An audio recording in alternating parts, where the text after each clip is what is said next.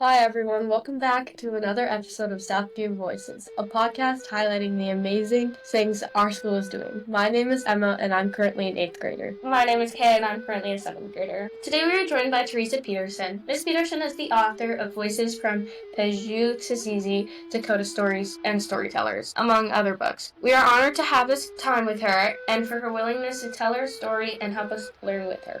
Ms. Peterson, how did you get into writing and authoring books? Yeah, that's a good question, Emma. I didn't set out to be a writer or an author. In fact, when I was your age, I didn't even like reading up until, I don't know, way into my adulthood that I started reading. And I was in my doc program, and my research topic ended up being about how storytelling impacts sense of belonging. And I had been doing a lot of research about our family history and the stories that were told, and that really got me on a path of trying to understand how stories impacted me and my own identity, my own cultural identity, my own sense of place and in this world. And so I started playing around with some of the storytelling in my research, and I played around with the story and made this larger story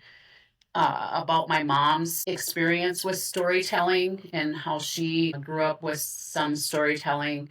And it ended up being the longer version of a book that is out. It's a children's book called Grasshopper Girl, which was her Dakota name. When it was the longer version, and you always have your peers review things and give you feedback on your writing. And I had a fellow colleague of mine tell me that I could see this as a story. I could see this as a children's story. And I just kind of tucked that in the back of my mind. And at some point, then a publishing company that's called Black Bears and Blueberries Publishing sent out a notice for accepting stories, and I sent mine in and it was accepted. And then that's how Grasshopper Girl, the children's book, came. That was my first book. And then I continued to do, again, the research. I ended up this being on like a 20-year journey that then, resulted in Voices from Pejuhutazizi. I wrote this with my uncle. That took a long time to write. And then my last book didn't take quite as long. Perennial Ceremony, Lessons and Gifts from a Dakota Garden. So that was my third book.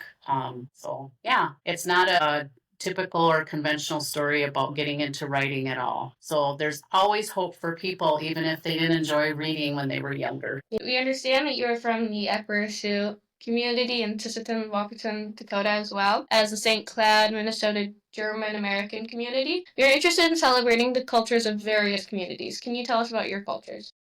Yeah, sure. So I grew up in central Minnesota, what felt like very Euro-American, very few Dakota people. At least that's how I felt when I was in school. So sometimes I felt like I had a hard time finding my place or where I fit in and where I belong. And then when we would come to visit my mother's family, relatives here at Pejuhutazizi Upper Sioux community, I had a sense of feeling at home, being with my relatives, my cousins, my aunties, and my grandma and grandpa and uncles, and just also the land felt like this is where I belong. So I spent my childhood, going back and forth. When I went off to college, I went over to the University of Minnesota Morris, and I really felt like that experience opened me up to exploring more of my Dakota culture. There were other Dakota people there, other Native American students, and I joined that club to, there was like a group of Native American students that I really felt connected to. So eventually I ended up moving to my mother's homelands, being amongst my community here at the Upper Sioux community. And we're made up of various bands of Dakota people. And so this is where I feel a real sense of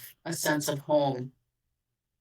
Yeah. So you talked about belonging. What message are you hoping to spread with your books? Yeah, I think they each have kind of a twist or spin or approach in terms of identity and belongingness and how we fit in this world. And so I think one of them, Grasshopper Girl, and then Voices from Pejuhutazizi, is really about storytelling. And when we're able to tell our story, when we're able to listen to other people's story, it really helps in building community, building understanding. We can say, oh, I've felt that way before, or I hadn't thought about that. And so it helps build community and understanding. So that's one of the messages. And then my latest book, Perennial Ceremony, is sort of about connection to place and land and being in relationship. And when we're in relationship to the land and plants and animals and the waters and how we take care of Mother Earth. And it also provides this really amazing opportunity for us to connect with ourselves and nurture our own mental health, our spiritual health, and of course, even our physical health.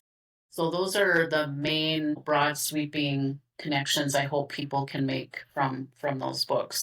Hi, my name is Evelyn, and I'm in 7th grade, and I joined late. But as middle schoolers, we experience setbacks and failures all the time. Can you tell us about a time when you failed at something that mattered, and what did you learn from that?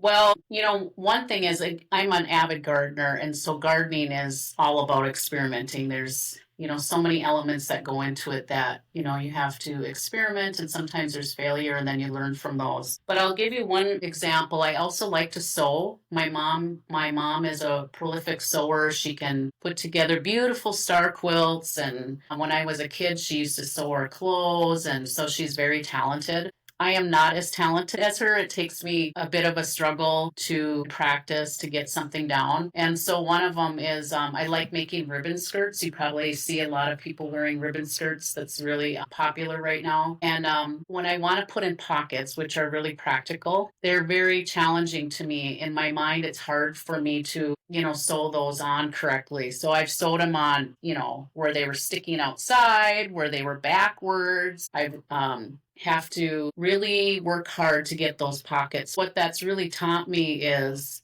that I can't be in a hurry when I'm working on something that's a little bit more challenging. So really taking my time, taking a breath, and also maybe not doing it when I'm not quite in the mood for it. And then sometimes it's hard for us to ask for help. And, same for me. Sometimes I want to be, like, oh, I can do this somehow by myself. But I have found it's much easier if I can go up and visit my mom and have her help me with my pockets and help me pin them.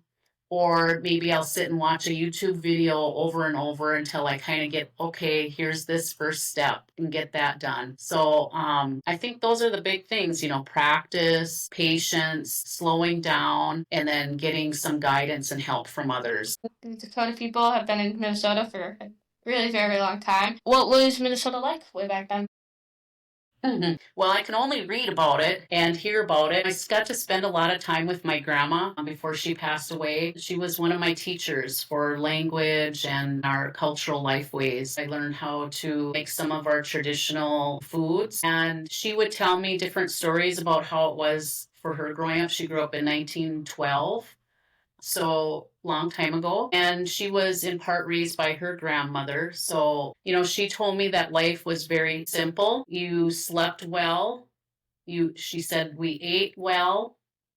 And she said, as a result, we had a lot of peace in their life. It was just not a lot of chaos, if you will. And I retell that to my kids about, social media sometimes gives us the perception that we need something, but really that simple life is the good life. And so I try to tell my kids that, just like, slowing down, spend some time outside, eat good food, taking care of yourself, taking care of the earth, those kind of things, and making connections with people and all of life has to offer. So I know things have changed. I know there's a lot of technology today, but I think if people could take some time to detach from that, I think that kind of connects us back to some of the things that we want to pull from our past that can really ground us and bring a lot of well-being to our lives. So The other thing she said is she spoke a lot. They all spoke Dakota language. In all of the different languages all across the world, in each of those languages, there's this huge library of knowledge, whether it's around plants and animals, science, about the stars, star navigation, you can just go on and on. And when we lose those languages, we lose all of that knowledge. So we try to continue to speak and share as much Dakota language as we can, and continue to keep learning. We're lifelong learners of the language. I think it makes sense because, like, nowadays there's, like, just a lot of technology and, like, we just don't really, like, slow down to actually, like, Appreciate everything. Yeah. Yeah. I think that it's important, said, to go outside, get food, get good rest, stuff like that. Yeah, just like take a moment and appreciate everything you have and realize